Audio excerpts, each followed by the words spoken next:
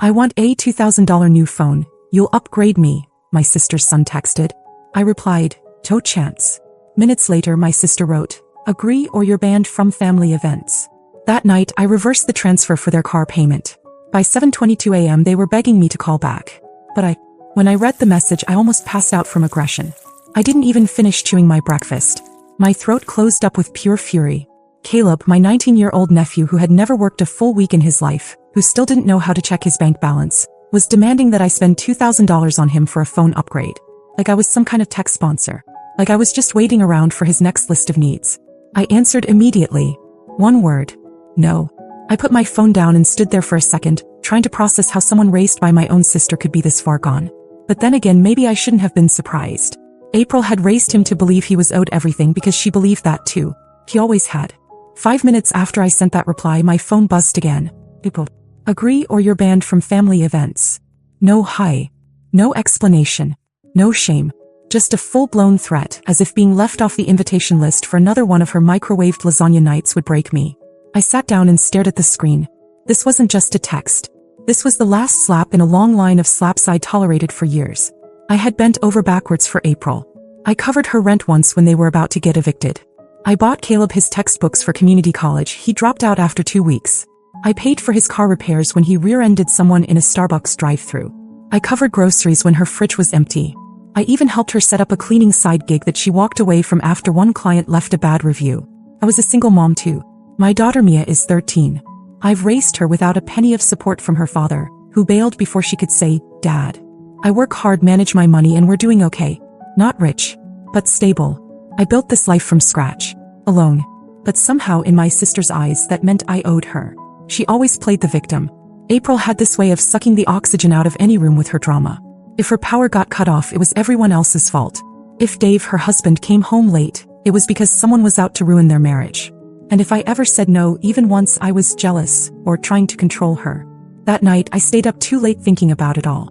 The years of being used, the manipulation, the guilt trips, the holidays where I paid for everything and she still made passive comments about how I liked to show off. I remembered something that made my decision even easier. 2 days ago I had sent April $800 to help with the car payment. She didn't even say thank you. She messaged me later asking if I could just handle the next one too, since Dave's paycheck was short again.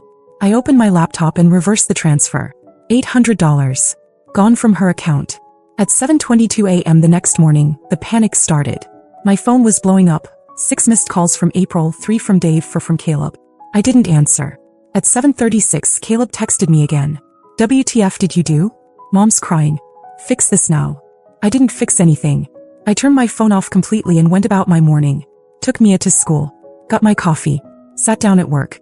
And I felt something I hadn't felt in years when it came to my sister. Peace. But I knew April. She wasn't going to let this go. She was going to escalate. She always did when she lost control. And I was right. The next thing she did. No one saw that coming. Not even me. By noon the next day, I'd lost count of how many calls I'd ignored. My voicemail was full. My text notifications were piling up with everything from fake apologies to full-on threats. April tried every tactic she could think of. Guilt, manipulation, pity. Caleb told me I was destroying his chances and acting like a jealous old woman.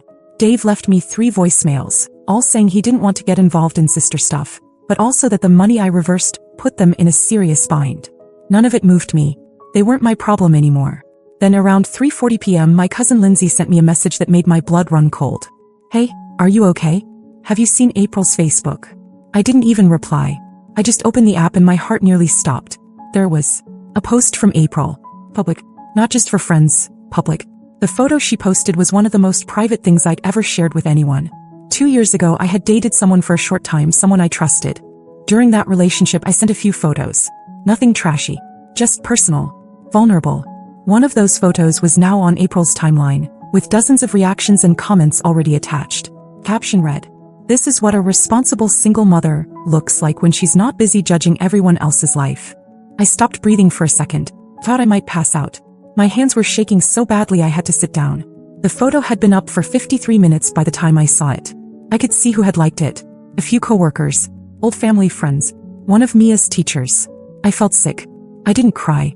I didn't scream. I got in my car and drove. April opened the door acting like she had no idea why I was there. Like I'd shown up uninvited to brunch. I slapped her across the face. I didn't say anything. I just turned around and left.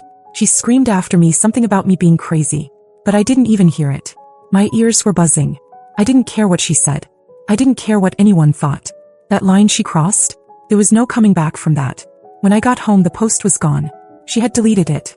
But the damage was done. People had seen it, shared it, saved it. I even got a message from one of Mia's friends' moms asking if I was okay. And now I wasn't just angry. I was done. But I wasn't helpless. Because in a folder on my desktop I had something I never planned to use. Screenshots, messages, dates, names. I kept them in case something like this ever happened, and I never thought it actually would. April's marriage wasn't what she made it out to be. And Dave, he had no idea what his wife had been doing behind his back. But he was about to find out. I gave her one more night. Not because I felt sorry for her, but because I wanted her to enjoy those final hours of peace before everything came crashing down. I wanted her to sleep soundly thinking she'd won, that she'd embarrassed me, shamed me, and put me back in my place. Instead, I was sitting at my kitchen table before sunrise, scrolling through the folder I'd kept hidden for almost a year. Screenshots, messages, pictures. She thought she was untouchable, but she had no idea I had the receipts. Her little affair started 10 months ago, with a man named Ray. Not some ex, not some online stranger. Ray worked with Dave. He was younger, married, and just as much of a loser as April. It started as flirty texts, then turned into late-night errands. Then there were the pictures. Nothing subtle. She sent him things I wish I could unsee. And she was dumb enough to complain about Dave to him in the same threads. She even bragged once that she was sick of carrying a grown man with a discount job and needed a real man to entertain her. I never planned to use any of it. I just kept it as insurance because April had always been unstable and unpredictable. But after what she did, after she posted that photo of me for the whole town to see, the game changed. And now I had nothing to lose. At 9:14 a.m. sharp, I sent Dave a simple message. Can we talk? I think you should see something. He didn't ask questions. Just said, when and where. We met at a little coffee shop near his work. He looked rough, tired, pale, like he hadn't slept much in weeks. I handed him my phone without a word. The folder was open. The evidence was lined up. I didn't say anything while he scrolled. I just watched the color drain from his face. He stared at one screenshot for a long time. It was from 3 months ago. April texting Ray about a night she pretended to be out with friends, but was actually in a motel on the edge of town. Dave finally looked up at me. His voice was low. How long have you had this? I told him the truth. Nearly a year. I kept quiet because I didn't want to blow up his life. I figured it wasn't my place. But then April made it mine. She dragged my name, my body, and my dignity through the mud in front of our entire family and half the people in town. Dave didn't say anything else. He just stood up, nodded, and left with my phone still in his hand. I didn't even ask for it back. By Friday I started hearing things. April called me 7 times in one day. I didn't answer once. Then came the texts, first blaming me, then threatening me, then suddenly switching to begging. Dave had left. Packed a bag, took the car, and disappeared. Caleb was posting bizarre, passive-aggressive things online. Fake family, backstabbers, snakes hiding behind smiles. I didn't even look twice. But the real punch came Sunday night. My phone buzzed. It was a screenshot from my cousin Jenna. April had tried spinning some ridiculous story in the family group chat, claiming I broke into her Facebook, photoshopped the affair screenshots, and that I was jealous of her life. Problem was, someone else had already saved and shared April's original post of me. The one with my photo. The one she claimed never existed. The cousins turned on her instantly. And for the first time ever, April found herself standing alone. But humiliation wasn't enough for her. She wasn't done. There was still one more stunt left in her. One final pathetic attempt to pull me back into her mess. It would be the last. Thought it was over. I really did. I thought once Dave walked out, once the family saw her true colors, April would finally back off. But no, she wasn't done. Monday morning I dropped Mia off at school and stopped for gas. While I was filling up, I noticed a woman 2 pumps over staring at me. Not just a glance, staring. She looked familiar, but I couldn't place her. As I was getting back into my car, she called out, "You're Evelyn, right? April's sister." I nodded slowly. "She said you were going through something. Just wanted to let you know. People talk. Hope you're okay." And she drove off. My stomach flipped. By the time I got home, I had 5 new messages from random accounts on Facebook and Instagram. Strangers. Saying all kinds of things. I didn't understand what was happening until I opened a link someone sent me. April had posted again. Not on her profile this time. On a local gossip group. One of those community tea pages with over 18,000 members. The kind where people post complaints about neighbors and restaurants. Only this time, April used it to create an anonymous post titled, "Beware of this woman, she'll steal your man and your money." She included one of the photos again. Blurred barely, but it was still me. She used part of my real name enough that anyone who knew us could figure it out. She told the group I was obsessed with married men, claimed I had a long history of seducing other women's husbands, and that I had been trying to ruin her family because I was bitter about being single. Over 200 comments in an hour. Some people mocked me. Others defended me, not knowing the full story. But it didn't matter. The damage was done. I was officially the town scandal. That same afternoon, I got a call from Mia's school. Her teacher wanted to check in because Mia had mentioned people saying things online. My hands started sweating. My worst fear, Mia being pulled into this, was starting to happen. I went cold. And that's when everything changed. I called Dave. Not to stir more trouble. Not to get revenge. I was done with all that.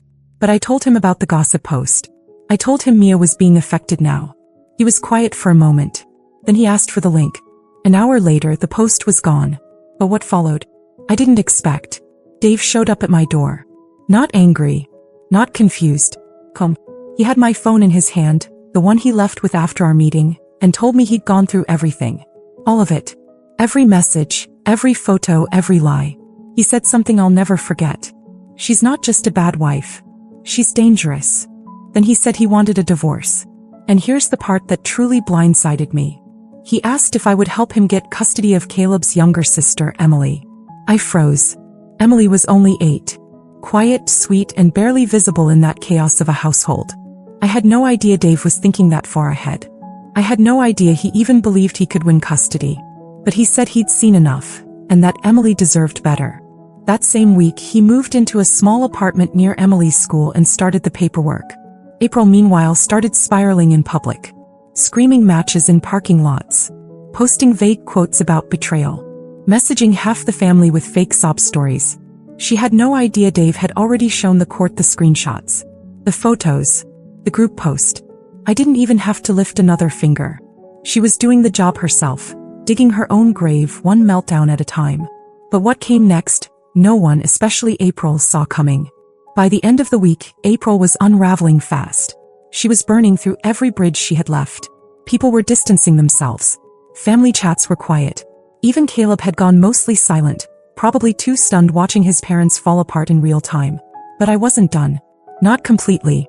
There was one last card I hadn't played, because frankly I didn't think I'd ever need to. I found it by accident months ago, and at the time I kept it tucked away. I didn't even fully understand what I was looking at then. But now, with everything on fire, it felt like the perfect time to light the final match. It was a screenshot of a transaction April had accidentally sent to our shared group chat back when she was trying to send something privately to a friend. She deleted it within a minute, but I'd already saved it because something about it felt off. It was a payment to a woman named Brenda S., labeled for rent 3 months up front. That alone wasn't strange, until you consider the fact that April never mentioned renting anything ever. And the date on that payment? It was from 6 months ago. So I did what April never expected me to do. I called Brenda, told her I was a relative of April's, and asked if she was still renting that 1-bedroom unit downtown. She laughed. "Oh, you mean the side place April used for a year and never paid the last month for?" My blood ran cold. She went on, totally unaware of what she was revealing. She said it was her quiet space, her writing studio, or whatever. But we all knew she was using it for, well, not writing. And just like that, it all clicked. April had a secret apartment. Not just for her affair with Ray, but for others. Brenda said different men came and went. Sometimes during the day, sometimes at night. She assumed April was single. She had no idea she was married with kids. It was worse than I thought. She wasn't just cheating. She built a second life. A hidden one, paid for by money she constantly claimed she didn't have. Money she told Dave she needed for groceries. Money she guilt out of me every other month. I sent the call recording to Dave. No commentary. No explanation. Just the audio. And I attached the original transaction screenshot. 2 hours later he messaged me. "She's never getting near Emily again." By the next morning, April's name was posted on the court's docket for an emergency custody hearing. She went completely silent. No more calls. No more texts. No posts. Caleb deleted most of his social media. Emily was placed temporarily with Dave while everything was processed. And then, something I never expected happened. My parents called. They had stayed mostly neutral through all of this, or so I thought. But apparently April had begged them for help. Claimed I'd destroyed her life out of jealousy. She wanted them to host a family meeting to clear the air. Instead, my mom said this: "Whatever happens to her now, she earned." That night, I sat on my couch alone, scrolling through the old messages from April. All the guilt trips. All the insults wrapped in fake concern. All the demands. And I deleted every single one of them. One more part of her gone. But it still wasn't over. Because something happened at that custody hearing that made April lose whatever little grip she still had on reality. And when it did, she showed up. To my house. It was a Thursday morning. Quiet. I was working from home, Mia was at school, and the whole house felt still. The kind of stillness you don't appreciate until life has been pure chaos for weeks. Then the doorbell rang. I didn't expect anyone. I wasn't expecting anything. I got up slowly, peeked through the curtain, and there she was. April. Standing on my porch like nothing had happened. No warning. No call. Just her, eyes swollen, hair pulled back in a way I hadn't seen since we were teenagers. She looked like someone who'd slept in her car. For a second I considered not opening the door. But I did. She didn't say anything right away. Just looked at me like she was searching for some crack in my face, some sign I'd changed my mind. "I need to talk," she said. I didn't move. She went on about how everything was spiraling. Dave had filed the emergency motion. Caleb wasn't speaking to her. Emily refused to come to the phone. The court had ordered a temporary restraining order until the hearing. Her lawyer had advised her to prepare for the worst. "I know you hate me," she said, "but I'm still your sister." That was her angle. Sisterhood. Blood. Shared childhood. Like that could undo everything. I asked her why she came here, what she thought would happen. "I just want to understand why you're doing this." And that's when I realized she really didn't get it. She still thought this was something I did to her. She thought she was the victim in a war she started. She believed that if she could just talk her way out of it, like always, I'd cave. I told her everything I had kept quiet all these years. Every manipulation. Every time she took and took and took. Every fake emergency. Every lie. I told her I stayed quiet because I felt bad for her. Because I thought maybe, just maybe, she'd grow up. But she didn't. She got worse. And now she was suffering the consequences of her own actions. She stood there speechless. For the first time in my life, I saw April genuinely stunned. And then, maybe to regain control, maybe because it was all she had left, she spat out one final line. "You'll regret turning this family against me." I didn't respond. I just closed the door. She didn't knock again. A week later, the court awarded Dave full custody of Emily. April was granted supervised visits, pending psychological evaluation. Caleb moved in with a friend and hasn't spoken to anyone in the family since. The rest of the family, including our parents, cut contact. April became the one name no one wanted to bring up at dinners. At birthdays. At holidays. She became an outcast the same way she tried to make me one. Me. I got my life back. No more phone calls asking for money. No more guilt. No more having to explain why I had boundaries. Mia never found out what April did online. I shielded her from it just in time. She still asks why we don't see Aunt April anymore, and I just tell her, sometimes grown-ups have to make hard choices. Because this wasn't revenge. It was survival. And I'm finally free. I didn't plan to write all of this. Honestly, when that first message from Caleb came through, the one about the $2,000 phone, I never imagined it would lead here. To court dates. To custody battles. To betrayal laid bare in front of the whole family. To slamming the door in my sister's face for the last time. I shared this story because I needed to say it out loud. To someone. Anyone. For years I kept things quiet to keep the peace. I thought it was noble or mature or just the right thing to do. But silence doesn't fix people like April. It only feeds them. Since I started telling what happened, the amount of support I've received, messages from strangers, people saying they went through something similar or that they finally saw themselves in my story, has been overwhelming. In the best way. So if you've read this far, thank you. Sincerely. For just being here. For listening. I don't know if there will be any more updates. I don't expect much to change going forward. April has vanished from most of our lives. I doubt she'll come back. Dave and Emily are rebuilding slowly and I'm helping however I can, quietly behind the scenes. But I don't know what'll happen with him. I hope one day he figures things out, but I'm not holding my breath. All I know is for the first time in a long time my world is calm. And I'm not letting anyone drag me back into chaos. Something does happen, I'll be back. But for now, this is where I leave it.